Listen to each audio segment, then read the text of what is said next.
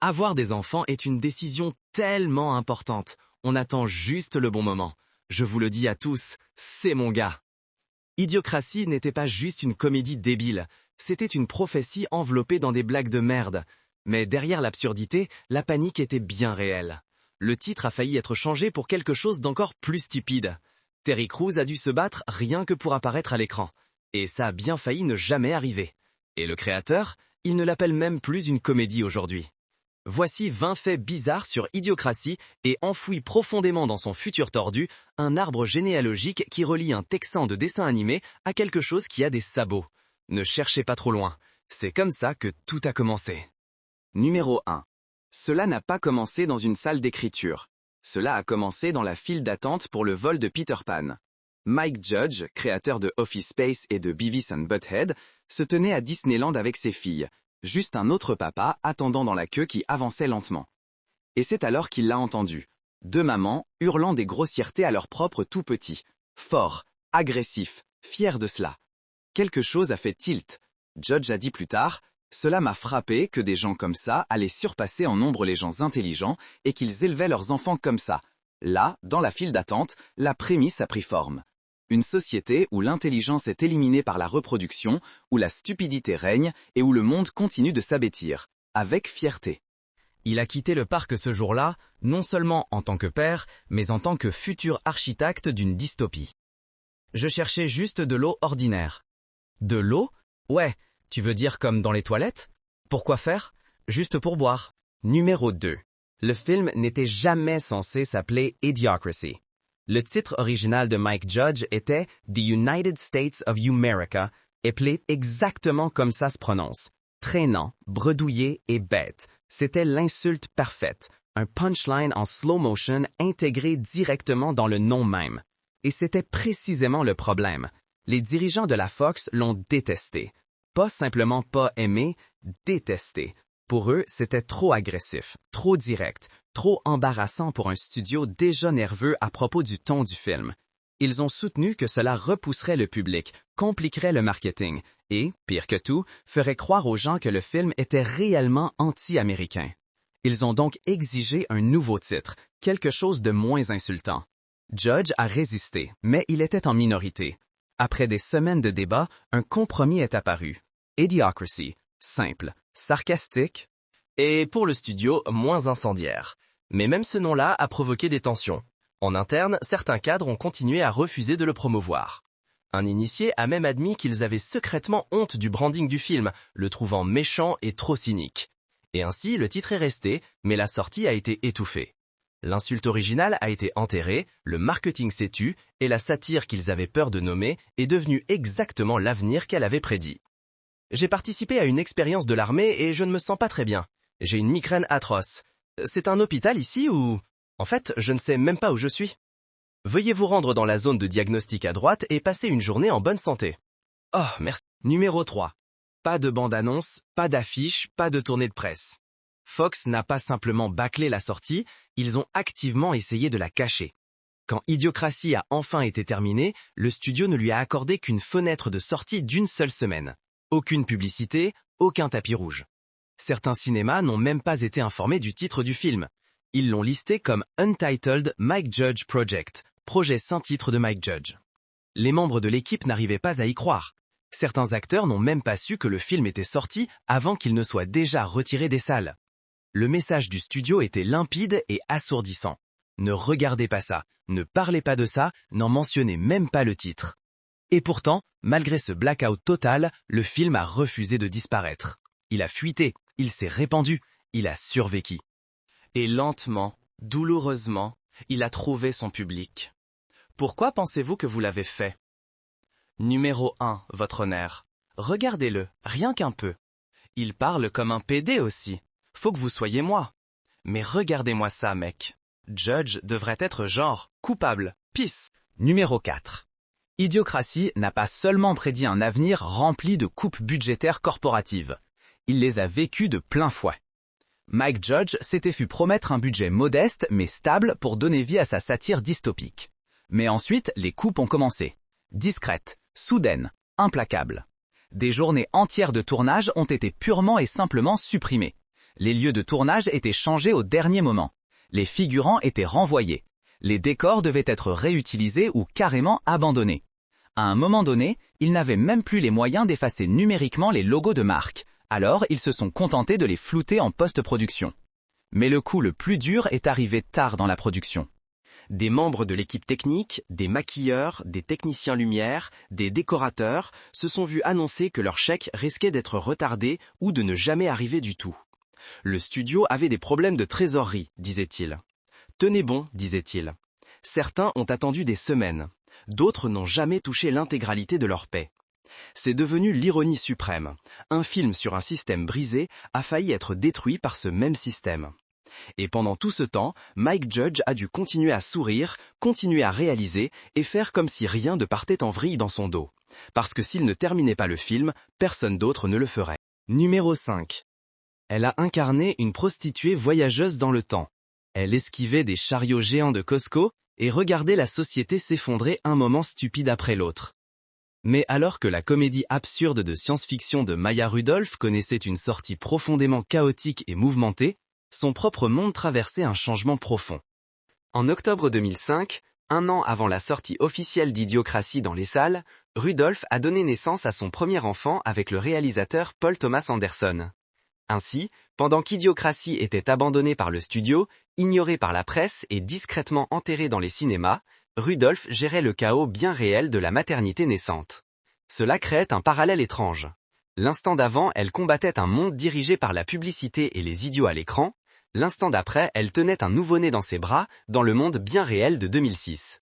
Passer du rôle de la personne la plus intelligente dans un futur idiot à celui de mère dans un monde qui n'en était peut-être pas si différent. Plein cercle. Veuillez déposer 2000 $ pour établir la connexion. Quel cercle? Numéro 6. Les cheveux. Faux. Les muscles, vrai. Mais la voix, le chaos, la folie furieuse totale du président Camacho, ça venait tout droit de Terry Crews lui-même. Le juge, Mike Judge, lui avait donné un plan de base, une ébauche. Mais dès que les caméras tournaient, c'était du tir libre, tout était permis. Les hurlements, la moto, le discours sur l'état de l'Union avec une mitrailleuse à la main, Crews a tout inventé. Il changeait même ses propres répliques entre les prises, juste pour garder l'énergie intacte et fraîche.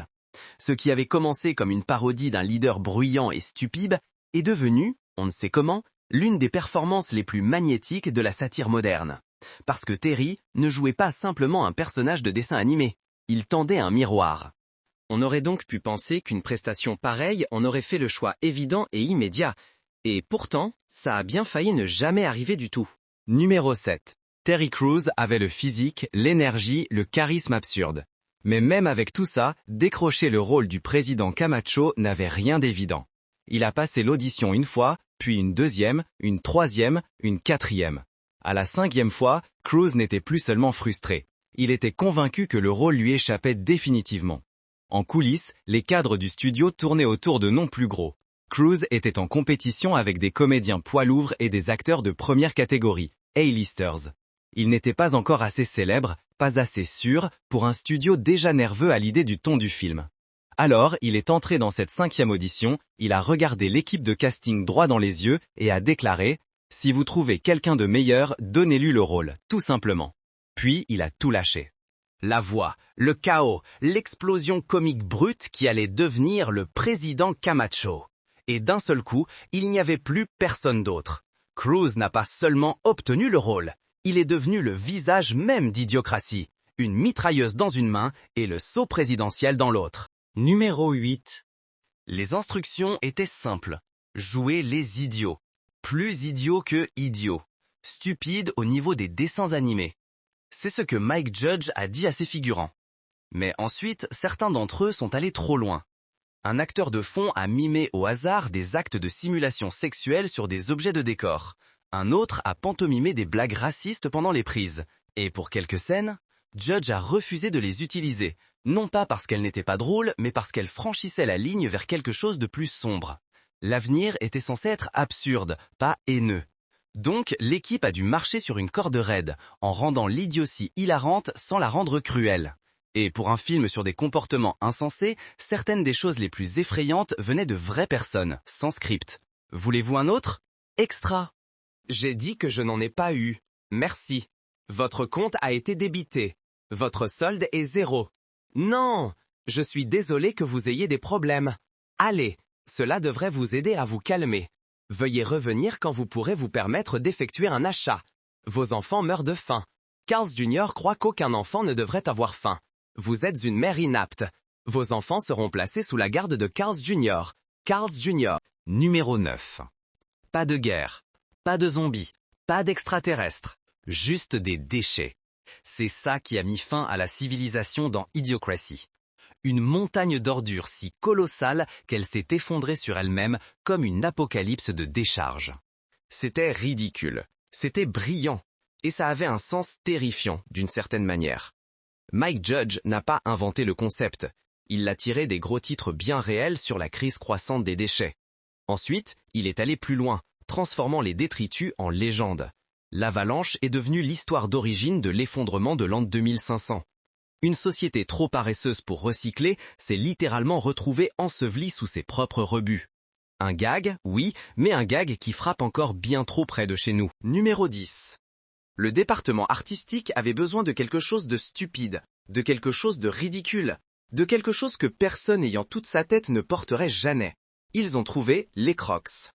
À l'époque, ces chaussures en plastique étaient un prototype à peine connu, vendu en ligne dans des couleurs bizarres, parfait pour le futur. Mike Judge les trouvait si moches qu'il pensait qu'elles constitueraient la blague la plus sûre du film. Aucune chance que ces trucs décollent, disait-il. Puis le film est sorti et les Crocs sont explosés. Elles sont passées d'accessoires de décor à une plaisanterie de mode mondiale, puis à un véritable phénomène planétaire. Ce qui était censé n'être qu'une petite touche satirique jetable est devenu une prophétie que l'on porte aux pieds. Numéro 11.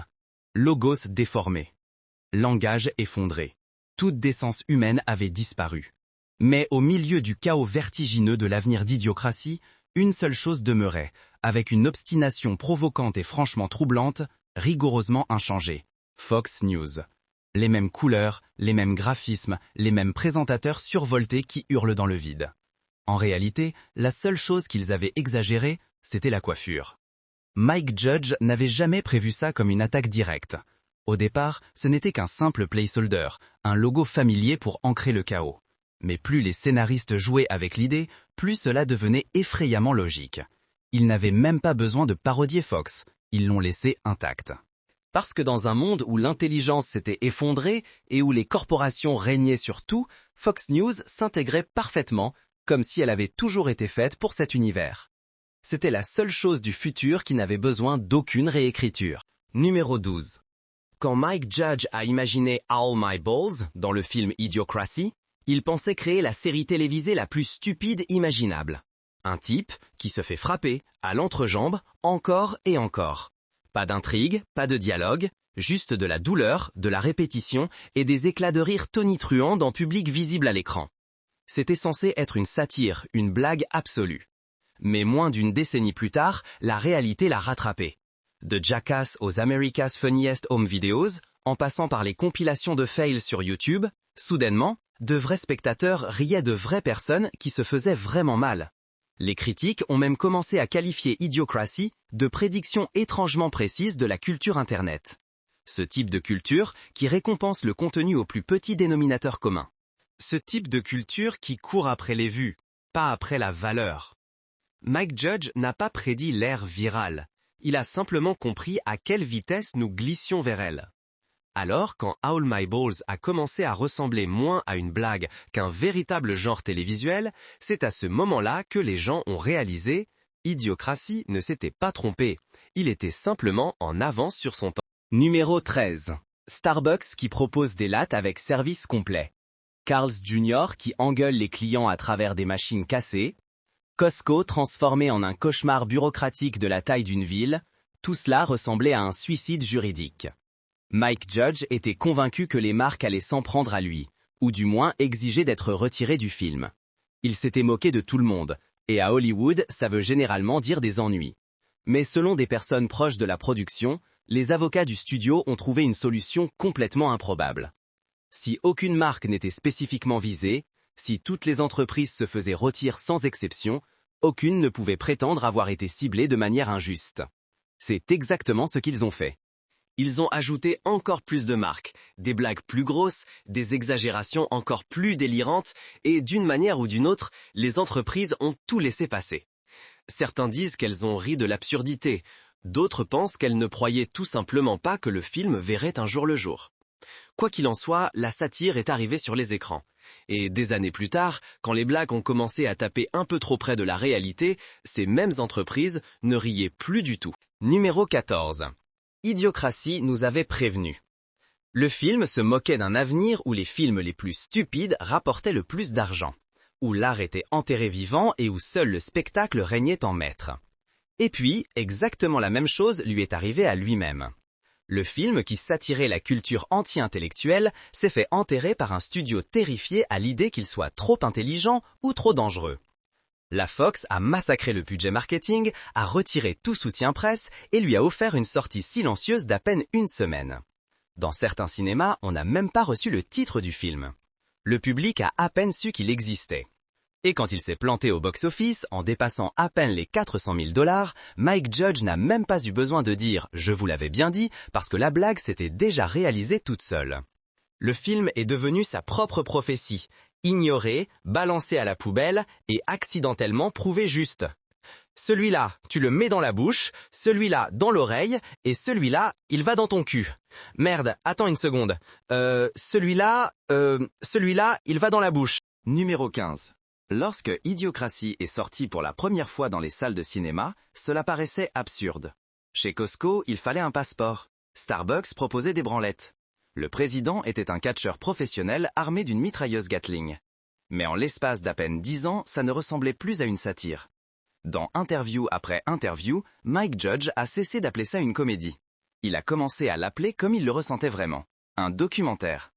À mesure que les réseaux sociaux explosaient, que les logos d'entreprises se multipliaient et que les politiciens se vautraient dans le spectacle, Judge a admis qu'il était troublé. Ce qui avait commencé comme une blague était devenu un miroir. Et le plus terrifiant, il n'avait même pas essayé de prédire l'avenir.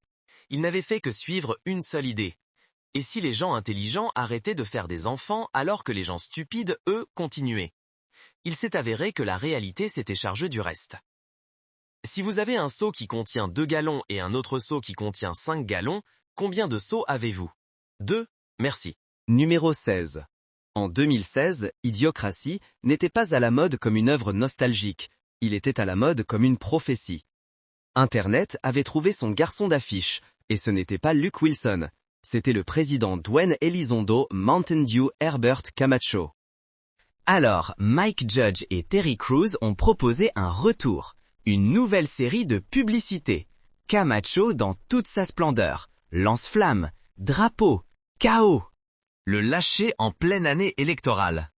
Mais le projet n'a jamais franchi les portes du studio. Selon Crews, Fox a eu froid aux yeux. Le monde établissait déjà des parallèles.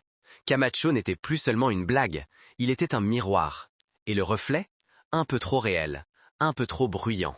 Le film qu'ils avaient autrefois essayé d'enterrer était devenu la chose dont ils avaient maintenant peur de ressusciter. Numéro 17. Lorsque Idiocratie est arrivé péniblement dans les salles de cinéma, les critiques ne savaient pas quoi en penser. Certains l'ont qualifié de paresseux. D'autres disaient qu'il était trop méchant. Une critique a déclaré « Ce n'est pas de la satire, c'est juste du snobisme ». Et pourtant, les années ont passé.